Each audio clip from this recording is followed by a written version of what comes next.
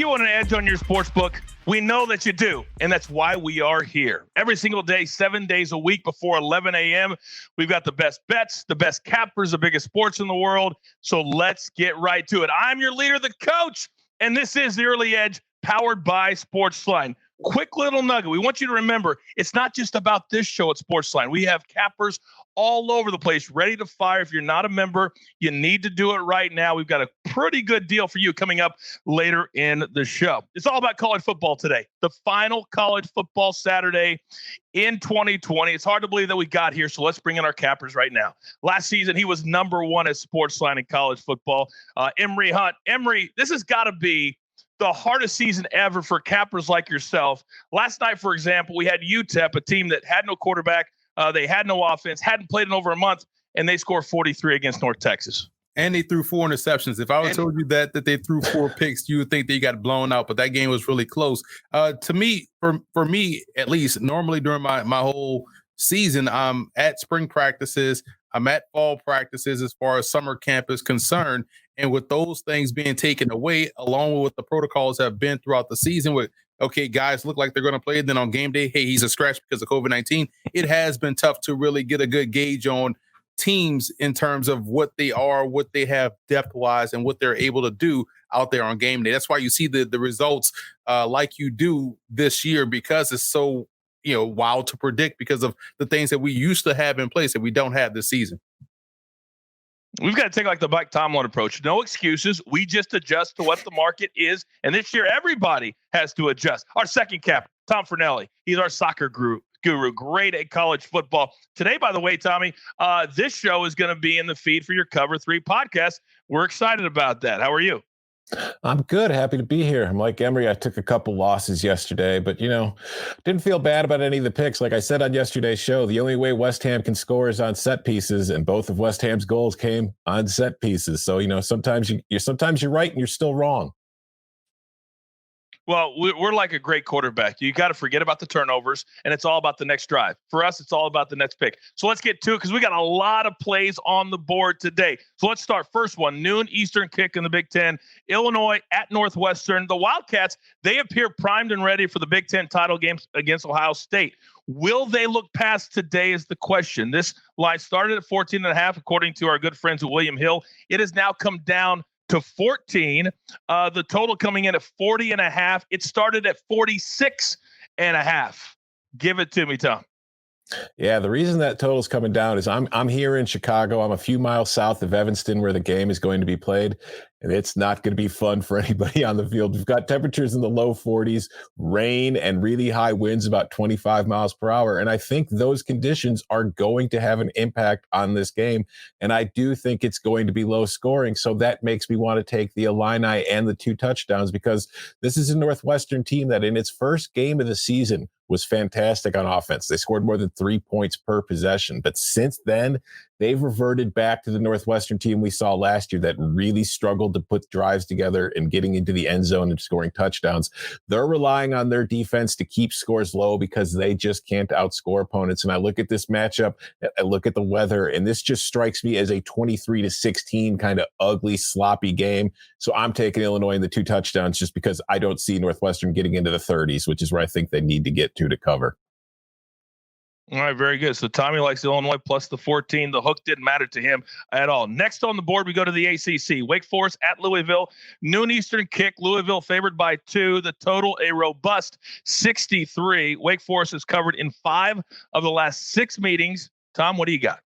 Let me recap Louisville's last few weeks for you. First, running back Javian Hawkins opts out for the rest of the year. And then the South Carolina job comes open, and Scott Satterfield, coach, kind of openly flirts with the South Carolina job. Louisville fans find out, the school finds out, he admits it. Louisville has some history with coaches, interviewing for other jobs and saying they're not leaving. Satterfield had to issue an apology. Even the athletic director saying, hey, we talked to him, I'm disappointed, but he's going to stay.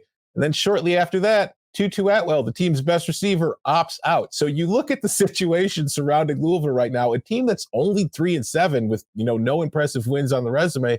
I'm having trouble trying to figure out why they are favored against a Wake Forest team that, in my mind, has been better than they have all season long. And I know Wake's been off for a while. They've dealt with some COVID issues of their own.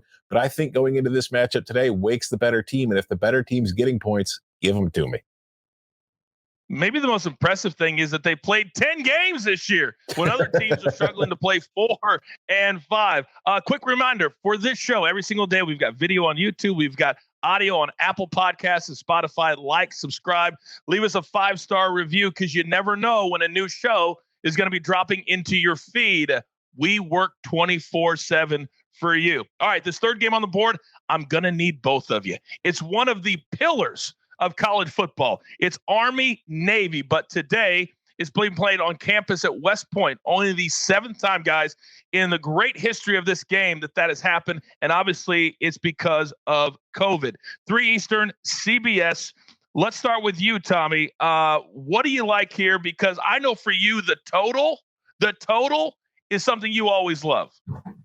Yeah, and I love the total in this game. I mean, I love this game on its own, but then when you look at the betting trends for this one, there's only more to it. This is what I call a Service Academy under. And when you get 2 option teams going back and forth against one another, you don't tend to see a lot of possessions on either side of the ball, because they run the ball constantly, so the clock never stops, and that limits overall possessions, which limits, opportunities to score.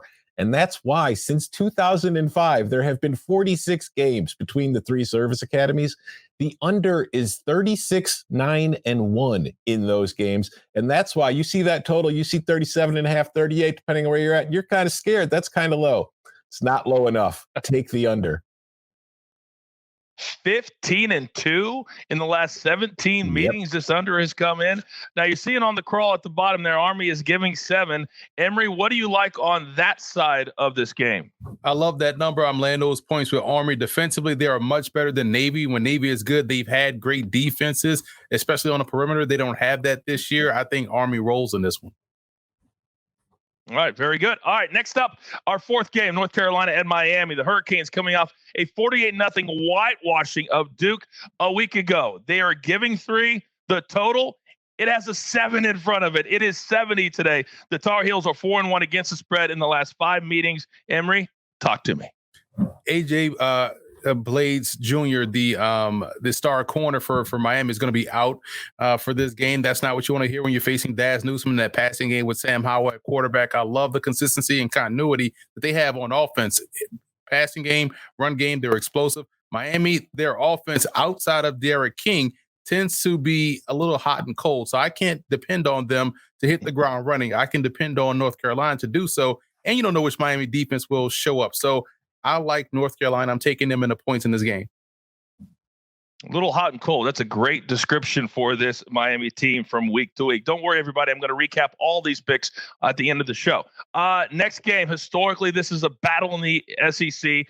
Both teams usually have a lot to play for. Today, that's not the case. Florida, they still have their eyes on potentially a college playoff spot, but they've got to win today. LSU, it was kind of comical to me this week that they gave themselves a bowl ban when they probably aren't going to qualify for a bowl anyway, but that's another discussion for another time. The Gators are giving 23.5, the total at 68.5, 7 Eastern on ESPN. Emory, what do you got?